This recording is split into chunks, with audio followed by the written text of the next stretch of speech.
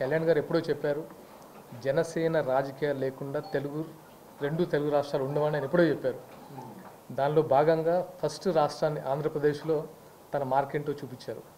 అంటే out of 21కి seats కొట్టి అంటే ఎన్డీఏలోనే ఒక ప్రభావితం చేశారు.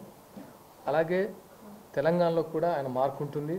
అంటే రాజకీయాలు కొత్త అంటే ఆయన మార్పు ఏదైతే కోరుకున్నారో అది సాధించి చూపెట్టారు. డెఫినెట్గా తెలంగాణలో కూడా అది ఎక్స్పెక్ట్ చేస్తున్నాం సార్.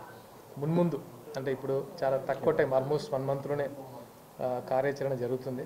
ఇంకో 1 మంత్లో డెఫినెట్గా దీనికి సంబంధించిన కార్యాచరణతో ముందుకు తీసుకెళ్తారు కళ్యాణ్ గారు.